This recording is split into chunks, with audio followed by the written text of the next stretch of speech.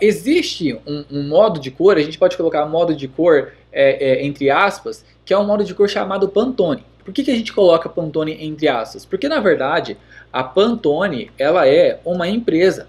É uma empresa que faz um estudo muito aprofundado das cores. É uma empresa que ajuda muito não somente quem trabalha com design gráfico, mas quem no dia a dia trabalha com cores. E ela nos ajuda, por exemplo, a ter uma fidelidade de cores muito próxima da realidade. Por exemplo, existem certas cores, né, que a própria Pantone traz pra gente, que se a gente selecionar essas cores, certamente o que a gente vê na nossa tela vai ser a mesma coisa que a gente, por exemplo, vai ver em um balde de tinta, né, se a gente for mandar, por exemplo, fazendo uma souvenir da vida. Através da Pantone a gente consegue ter muita fidelidade de cor. Vou te dar um exemplo. Esse tom que eu escolhi para minha identidade visual, né, esse tom aqui de azul, ele não é alcançável pelo CMYK. Tanto que quando eu imprimo os meus cartões de visita, esse tom ele fica um pouco mais opaco, fica algo um pouco mais próximo do branco, né? Lógico, ele não fica branco, mas ele fica um pouco mais próximo do branco, justamente porque o tom que eu escolhi, ele não fica próximo, ele não é contemplado pelo CMYK.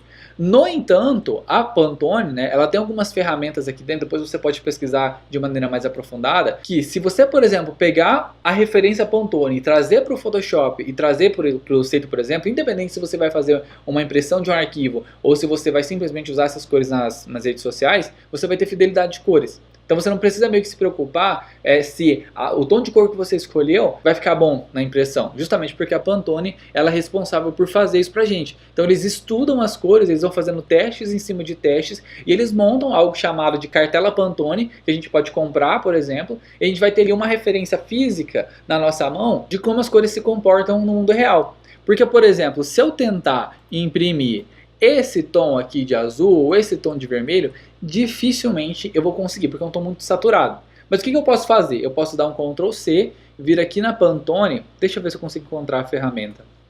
Deixa eu pesquisar no Google que eu acho que vai ficar mais fácil. Pantone Color Finder. Deixa eu ver se existe uma ferramenta assim.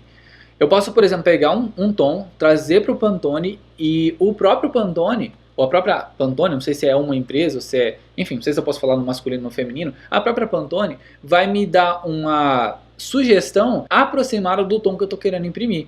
Então deixa eu vir aqui em conversor. Essa cor que eu estou querendo imprimir é 45, 154, 186. Então, 45, 154, 186. Procurar.